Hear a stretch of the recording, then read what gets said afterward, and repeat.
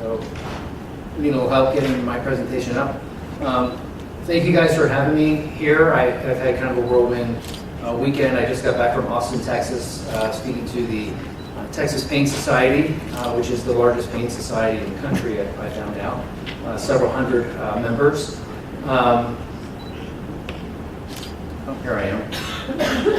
So, I also served on the Governor's Task Force for Amendment 64. I worked on the Consumer Safety and Social Issues Work Group. I served 4 years on Colorado's Medical Marijuana Scientific Advisory Council because I strongly believe in studying this plant. I actually am going to be providing references and citations in the scientific literature on the use of cannabis in pain. It's a nice quote I got, and if I may not say things that will agree with your line of thinking, and if I feel that the floor starts to turn to lava, I will be looking for the nearest exit. So this guy, if you remember seeing the Olympics, remember that? Are there any pain physicians in the room, by the way? Couple. I don't know what this guy's score was on his vault, but I'm sure his pain was probably a 10. I'm not going to belabor. I think Dr. Cohen outlined CB1 and CB2 receptors very nicely. But the CB1 receptors are primarily centrally located, although they are found in the periphery. And CB2 receptors kind of modulate inflammation, and I think they have their benefit in neuropathic pain and cancer pain. Are there any chemists, toxicologists in the room? Can anybody look at these molecules and tell me which one is the real deal, which one is CBD, and which is the synthetic? It's hard to say because they look very, very much alike. That's the answer. Practicing pain medicine in Colorado Springs for 24 years, sometimes I feel like that at the end of my clinic day because it can be somewhat frustrating to deal with these patients, and we'll figure out why they are there. So that people are like, why do you get a lot of pain? But it really is rewarding when you find something wrong with the patient and you can get them better. This is a very important slide. Why do people go to the doctor? This is the National Ambulatory Care Survey, a nationwide study, and why people go see their physician. They go for diabetes and hypertension and obesity, hyperlipidemia, and in the top 20 diagnoses, there were 4 that may be applicable to me in my world of pain. Low back pain, knee pain, shoulder pain, abdominal pain. Remember this. Zach Miller caught the pass and made the touchdown, but he almost lost his limb from a popliteal artery issue. I'm going to kind of review kind of the historical and temporal medical literature as it relates to pain. Penny Whiting came out with a JAMA article in 2015 looking at a variety of things, and I just wanted to focus on the pain literature. She said whether people are using it, we don't know if it's efficacious or not, we don't know what the indications are, etc. So they did a nice literature review on the issue. And chronic pain was assessed in 28 studies, about 2,400 people. So at the time, this whole recommendation for the use of pain was based on about 2,500 people. Okay? Almost half of them were studied with something called nabiximols, which Dr. Cohen mentioned, which is a natural, purified cannabinoid 1-to-1 CBD-THC ratio. We don't have that available here. Okay? It's not available in the U.S. Most of the other studies used other things like synthetics, dronabinol, which has been around since 1986, Sesamet or Nabilone, you consider off-label use. There are only 4 studies that looked at smoked THC, and actually if you look at does anybody read these medical articles that go right to the conclusion and go, okay, I got it. But if you actually dig through some of these articles, the 4 THC studies, smoked THC studies, were all for neuropathic pain. Why do people go to the doctor? Back, shoulder, knee, abdominal pain. One study looked at vaporized cannabis, one study looked at an edible. Again, the vast majority of these studies looked at neuropathic pain, cancer pain, diabetic neuropathy. 2 studies looking at fibromyalgia, 1 at a musculoskeletal problem, 1 was a non-cancer pain. And a lot of these studies were found to be high risk of bias. But their conclusion was there's moderate quality evidence to support the use of cannabinoids for the treatment of chronic pain. In my world, chronic pain is a big umbrella. There's a lot of things under pain that, this type of pain may not respond to that type of, and this type of pain may not respond to the same medications. I do a lot of mountain biking. Just got back from Moab a couple weeks ago. I did not do this, thank God. I almost did almost go over the cliff on the Portal Trail, if anybody's familiar with Portal. Last year, the National Academies of Science, Engineering, and Medicine came out with a very nice review of the literature. Interestingly, none of the authors, despite being very well respected and coming from very well respected institutions, none of the authors had a background in anesthesia or pain. But they leaned heavily on that 2015 JAMA article, the Whiting article. And they did note that most of the conditions were neuropathy. Okay? That's not why people go to their doctor. And the majority of the studies looked at nabiximols, which aren't available in the US. And only a handful of studies looked at the use of cannabis in the US. We don't know about the efficacy, dosing, routes of administration, etc. But their conclusion was that there's substantial evidence that cannabis is an effective treatment for chronic pain in adults. I wanted to pull my hair out. Again, low back pain, shoulder pain, knee pain, abdominal pain. There is currently zero peer-reviewed, accepted literature on those conditions. And they did say, well, we need more research. So that's when the wheels literally fall off. The Annals of Internal Medicine looked at the same literature published about 5 months later than the National Academies, and they had a very different conclusion. There were very few rigorous trials. Formulations study may not reflect what's actually available. They didn't talk about, how does it apply to the elderly or chronically ill. So they came to the conclusion that there is some evidence, although limited, that cannabis may alleviate neuropathic pain in some patients. But there's insufficient evidence for other types of chronic pain. That's a good one. I hope there's nobody squeamish in here. Typically I talk to physician groups and this doesn't faze anybody. The College of Family Physicians of Canada just earlier this year sent a memo to the 30,000 members of their across the country with guidelines. It was a nice first stab at making treatment recommendations for cannabis. And I actually testified at the Canadian Senate in May on their marijuana bill. But they did not recommend for acute pain, headache, osteoarthritis, and back pain. They strongly recommended against it, because they did look at the National Academies paper, the Annals of Internal Medicine, the Whiting literature, and they just came up with these conclusions. But if you have neuropathic pain or cancer pain, they said, well, you can consider. Shouldn't be first line, but if you are going to consider, try the things that we don't have access to, the nabiximols, or try a synthetic, which, as we know, with Big Pharma, that will be off-label use, typically denied, or very expensive. Elbows aren't supposed to bend that way, by the way. This is a very critical article. Again, I'm going to present science and evidence. Just a few weeks ago, the International Association for the Study of Pain, which is our largest pain society on the planet, reviewed the literature, and they actually, had the data that went beyond what Penny Whiting reviewed or put out there in 2015. So there was a few more years of additional studies that they reviewed. So they actually looked at 91 publications, 104 studies, almost 10,000 people. So it went up from 2,400 to almost 10,000. So a much better end. They looked at 47 randomized clinical trials, 57 observational studies, but their conclusions were very different than the NAS or the Whiting article, more consistent with the Annals article, that the evidence of effectiveness of cannabinoids in chronic non-cancer pain is limited.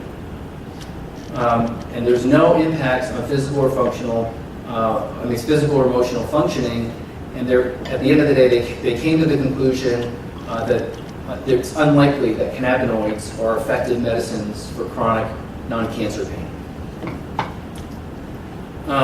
This was an interesting study that came out of University of Colorado. They looked at marijuana use post-trauma. So they had 4 studies in Colorado, 1 study in Texas. They had 260 car crashes over 4 months. And what they found was very interesting. The people that were chronic marijuana users had a higher daily opioid analgesic requirement, followed by occasional users, followed by non-users. And the marijuana users tended to have a higher reported pain levels. So marijuana may have a detrimental effect on dosing and frequency of opioid administration for acute pain management following trauma. So I think it was a very interesting study, and I think we need to do more studies like this. Obviously, the marijuana use is more prevalent in Colorado compared to Texas. And so they came to the conclusion that marijuana itself significantly affected acute pain management and resulted in greater consumption of narcotics compared to patients who did not report using any drugs, including marijuana. The Lancet in 2018, just a few months ago, came out with a paper, a 4-year prospective study of national study of people that were using, that had non-cancer pain or were prescribed opioids. Because cannabis is common in people with chronic non-cancer pain who have been prescribed opioids. But they found there was no evidence that cannabis improved patient outcomes. And the people that were using cannabis, similar to the trauma study, had greater pain and lower ability to manage their pain. So they came to the conclusion there's no evidence that cannabis use reduced pain severity or showed an opioid-sparing effect. So there's the IASB again. Experimental pain. Study just came out a couple weeks ago, or last month, or mid-September. Smaller study. It was a meta-analysis of the literature, and they looked at things like pain threshold, pain intensity, unpleasantness, several different variables, and it was interesting that they found that cannabis use had no effect on pain intensity, but made the pain feel less unpleasant. That may support there may be an affective component to the pain, like I don't care that I have pain. I hear that a lot in my clinic. I'm going to go through very quickly this kind of the sciencey part of my discussion about the opioids and cannabinoids. They are synergistic systems. They both belong to the same type of receptor, the rhodopsin subfamily, the G protein coupled receptors. And when they're both activated, they have very similar mechanisms of action. They modify permeability of potassium channels, sodium channels, calcium channels, etc. It's important to understand that this is a centrally acting substance, just like opioids are, just like other things that we ingest have that type of an effect. But they actually modulate very similar neurotransmitters, like glutamate, that Dr. Cohen mentioned, GABA, norepinephrine, 5-HT, dopamine. So you're thinking about depression, schizophrenia, acetylcholine, those sorts of things. They're both found, they co-localize on the presynaptic terminals. They're found together. And they share very similar pharmacologic profiles. It's interesting because, and I agree that the cannabinoid receptors are not really found in the brainstem. That's why people don't tend to stop breathing when they have a marijuana overdose, per se. But the animal studies are showing that naloxone, Narcan, can reverse marijuana toxicity in animal models. And this is actually a patient that Dr. Renee Lev from Scripps Emergency Room was on a ventilator who tested positive for one thing, and it was marijuana. So I don't know. I can't explain the pathophysiology of that. It doesn't make any sense to me. But this is what they're seeing. There's a case report. Case reports are anecdotes. I have a whole bag of anecdotes I can share with you. But there's a case, and that's how the withdrawal syndrome of cannabis was found. The case report started with that. And people are like, oh, I saw that, and the next thing you know, it's a DSM-4/5 criteria. So the treatment of acute cannabinoid overdose with naloxone infusion. So Brubacher in 2014 said, okay, medical cannabis laws and opiate analgesic overdose mortality. Look at this, marijuana saving lives in Colorado.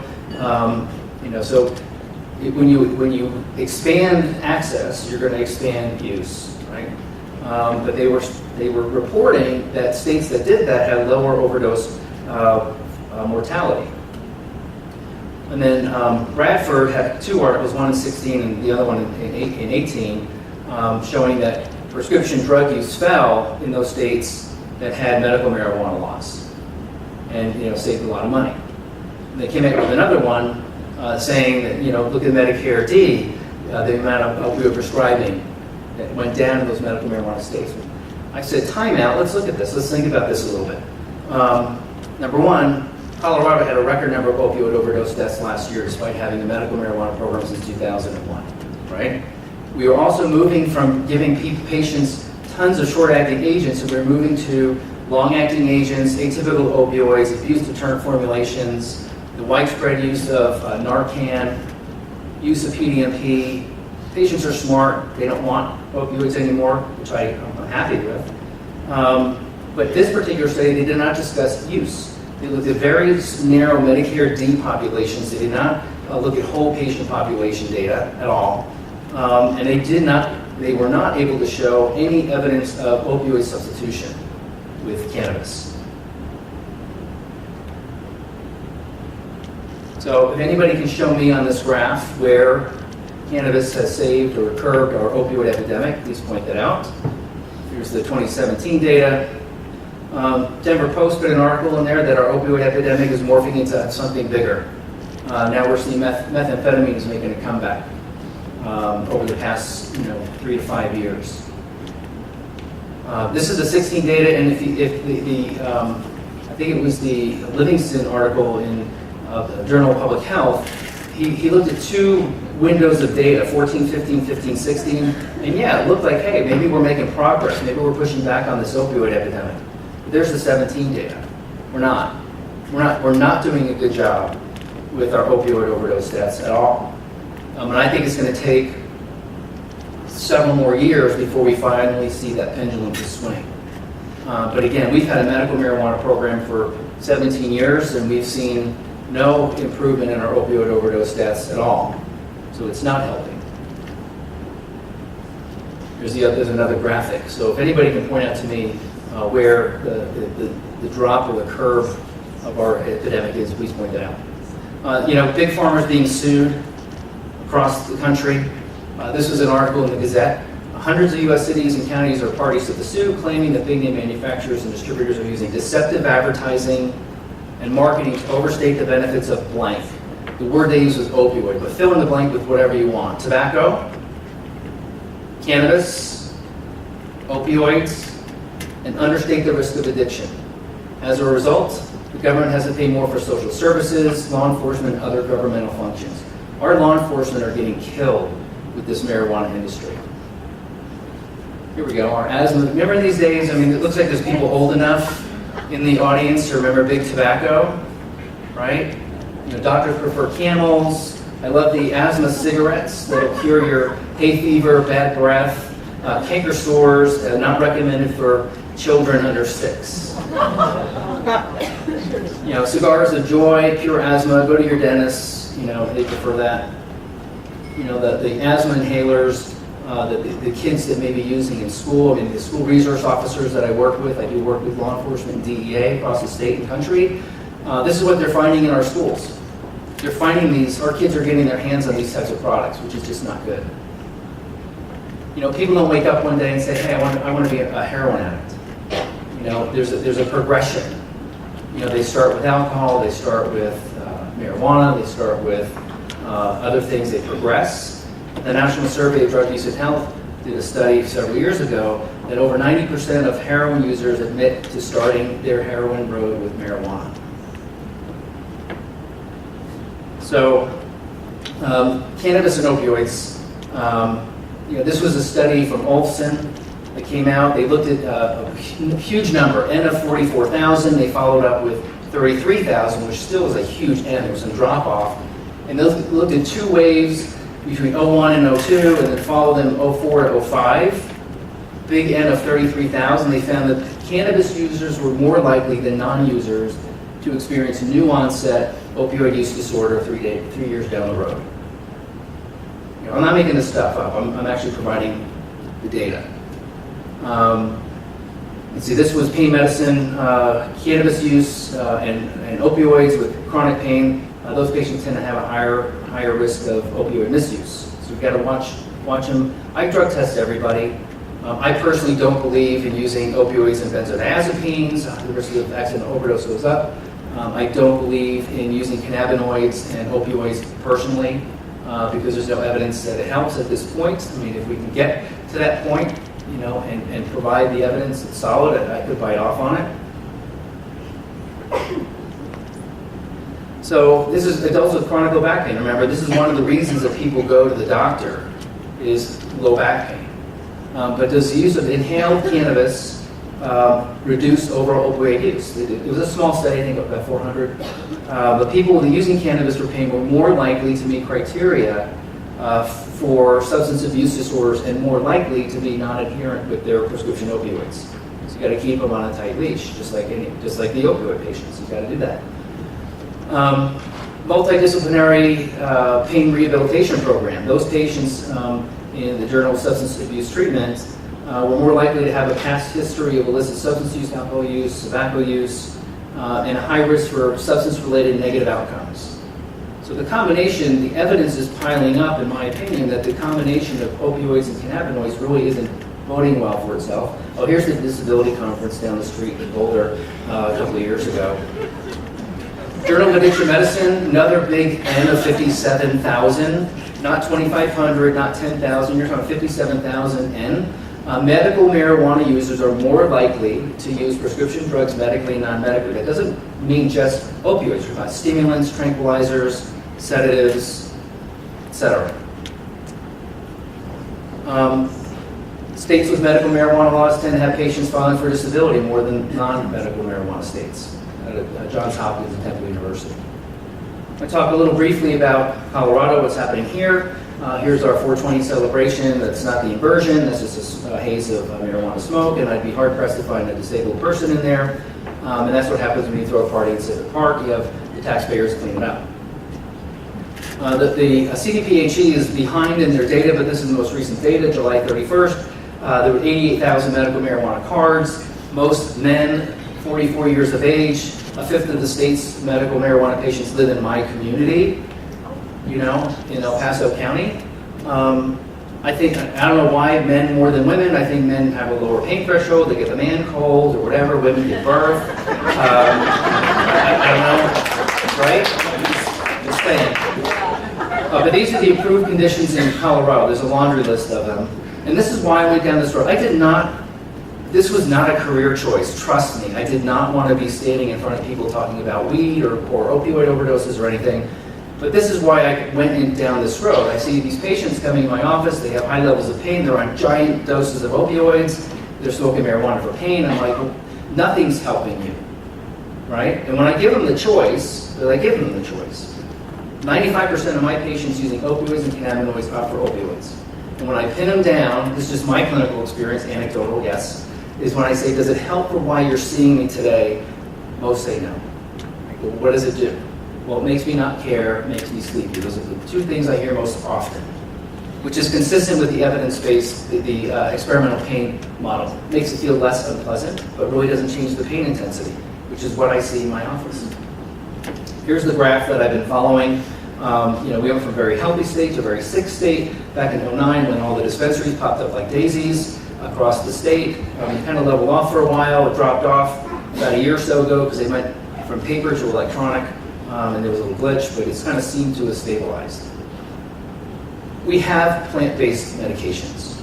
I have nothing wrong with the molecule. Give me the molecule, show that it works, purify it, regulate it, and I'm happy. We have chemotherapeutic agents, we have aspirin, we have lots of things that have gone down the FDA drug development protocol list, although I'm not a big fan of pharma. I think it's probably the best way we can go. That's marijuana. We talked a little bit about, well, it's been around for thousands of years in the pharmacopoeia, et cetera. What we have now is not what was around 3,000 years ago. The THC content back then was 0.5 to 3%. You can't find that really anymore. We have the average THC content of a smoke bud flower about 17 to 20% in Colorado. They're pushing the limits of about 30 for the smoke. There's kind of a ceiling effect there. Then you get into the concentrates, et cetera. They're pushing much higher concentrations. I'll get to in a minute. What is a medicine? What is a medication? We need to know the drug chemistry. We need safety studies. We need to prove efficacy. We need acceptance by qualified experts, and the evidence needs to be widely available. I provided you a mountain of evidence that's out there. I did not make this up. It's not just my anecdotal information. Anybody heard of normal the National Organization to Reform Marijuana Laws, is the leader of NORML back in '79, was quoted as saying, "We will use medical marijuana as a red herring to give marijuana a good name." Pharmacists have said my butt many times. Are there any pharmacists in the room? Thank you. They're registered with the state. They require continuing education. They have a license is on the line if they screw up. Compared to the bud tender, which currently the law requires that you 21 years of age and have a policy. You are not required to have any type of medical background. And I can tell you stories about patients of mine that I have made recommendations for, because again, I'm not an nihilist, although I might sound like one. My ALS patient went to, she got this THCA, which is really a prodrug, that when you heat it decarboxylates to THC. She's like, well, I grew up in the 60s, I had a bad experience, I don't want THC. I'm like, I don't know much about THCA, so I read about it. I do a lot of work with the pharmacology department at CU, and I asked them, I go, tell me a little bit about this. It was a tincture. And they said, what I thought is that even though she was ingesting THCA, which is not psychoactive, well, guess what happens when it hits the liver? It gets decarboxylated and turned into exactly what she didn't want. And it was a very expensive medication for her.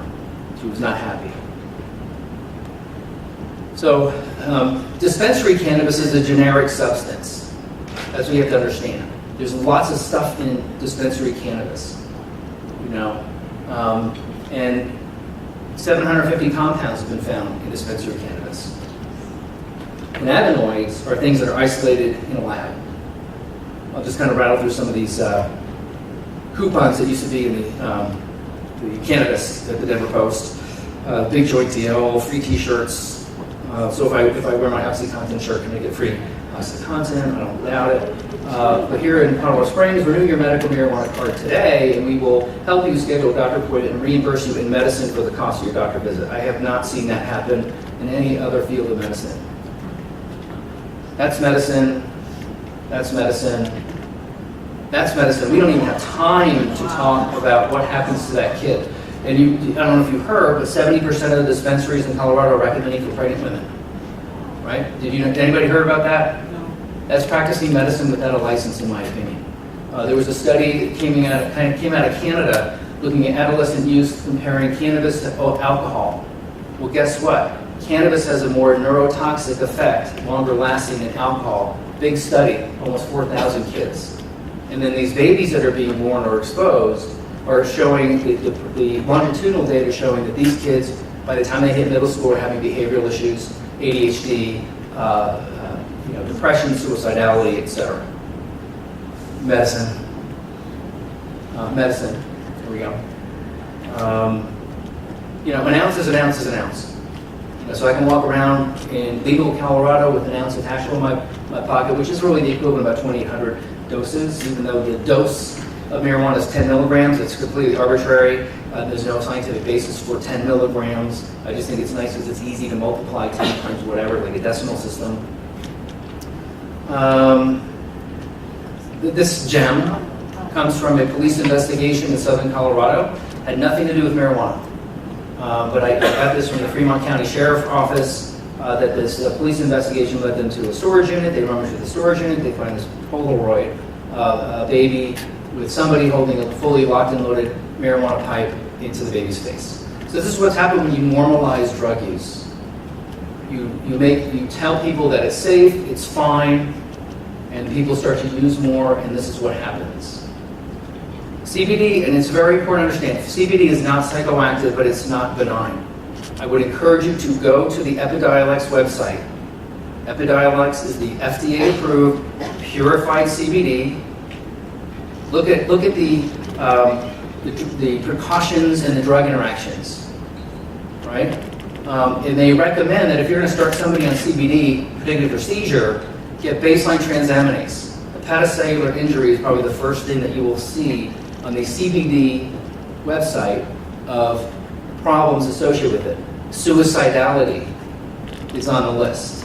If you go to the GW Pharmaceutical website and CBD, you're going to see the same things. It's not psychoactive, but it's not benign. So I tell my patients that want to use CBD, buyer beware. I have a patient that he's an organ recipient. He has a heart transplant, chronic sternal pain. He's had his chest cracked, open, plate in, infected, cracked, out, cracked again, sewed up. He's on moderate dose opioids. He doesn't want to go up. I don't want to go up. He wanted to use CBD, and I cautioned him because I do some work with the pharmacology department at CU. Robert Page, the pharmacologist there, was at an oncology conference and was showing that the organ recipients at CU that they're handling that are using cannabinoids, cannabis, for whatever they were using for pain or nausea or cachexia or what have you, they were having a harder time maintaining anti-rejection levels and are in danger of perhaps losing their organ.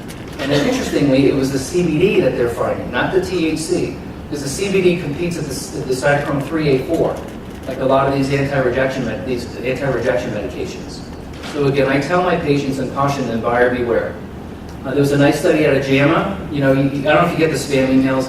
Buy CBD online. It's available in the U.S. It's legal everywhere, although it's not. Pharmacologists I know was involved in this study. They purchased about 80 products. They tested them. 31% were accurately labeled, and a fifth of them had THC in it, which is federally illegal. They followed up with another study. They actually went into regulated markets. I love the term regulated because they're not regulating at all. Either is California. And actually, they purchased CBD products in San Francisco and Seattle, and they tested those products in the regulated dispensaries, and only 59% actually had detectable levels of CBD, right? And only 17 were accurately labeled. So I do tell my patients, beware. UC Davis patient died. He was undergoing stem cell therapy for whatever cancer he had, opted to use his medical marijuana product for whatever was going on with him that was contaminated with a fungus, and guess what? The fungus killed the patient, not the cancer. And again, Dr. Toscano mentioned it started with a couple of patients, so it's not an N of one. Denver Public Health has had a recall on marijuana products on average about once a month for the first 3 years, 17, 16, and 15. There's no public service announcement regarding that. You have to actually find it on their website, which is actually very challenging. But I did give the industry some creativity points, you know, with some of the names they come up with. Agent Orange, Nightmare Cookie, Have a Cookie, Have a Nightmare, I don't know. Pootie Tang, one of my favorites. There you go. In September, California, which has a regulated market, had nearly 20% of its products fail testing for potency and purity.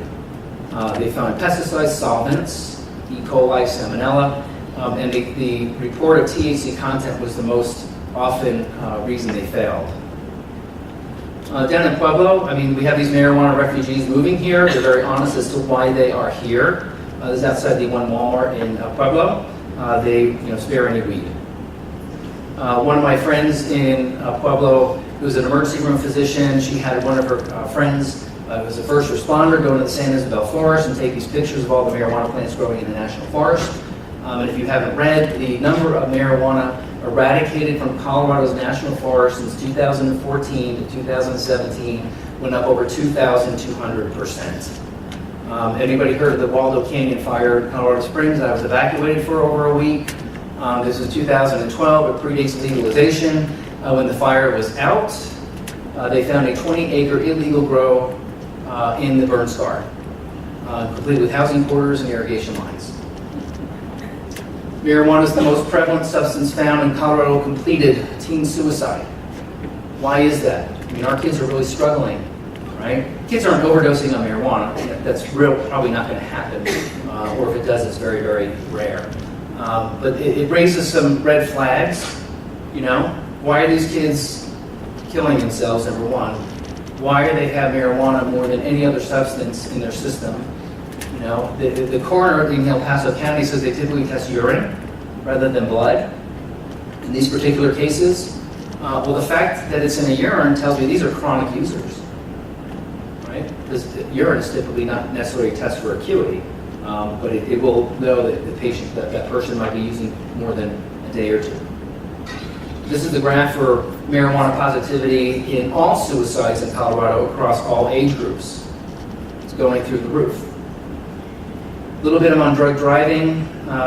If you look at the data going back to 2006, the traffic deaths related to I'm not saying caused by, but related to marijuana, have gone up 200% or so. I'm more of a graph-looking type person, but that's kind of a graphic. They looked at 11,000 anonymous people in the state of Colorado, and nearly 70% admit driving high. I don't know if you've had the experience, but down in southern Colorado, on more than one occasion, I've seen the person driving down the road, driving with their elbow and lighting up a bowl at 75 miles an hour. That's dangerous. This just happened last week around Cherry Creek area. This industry is really doing a disservice to patients that may actually benefit because they don't care about the patients, in my opinion. I think they're all in it for the green money. But this is a nice neighborhood, $500,000 homes. They're not there. They rent these homes not to live in, but to grow in the bathtub, in the toilet, in the rec room, in the bar. They're just growing plants like crazy. They wear hazmat suits. I have a DEA agent patient of mine who was in one of not this bus in particular, but he was in another one. He's a big dude, and he kind of ripped his hazmat suit, and he got some of the oils through there, and he got a contact high.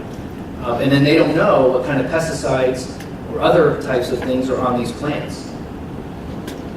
This is, I believe, in Nebraska. They found this 81 pounds of marijuana, thousands of THC vape cartridges. We have a vaping epidemic now, and I'm sure you guys are aware of that. I mean, the vape pens, the nicotine, etc.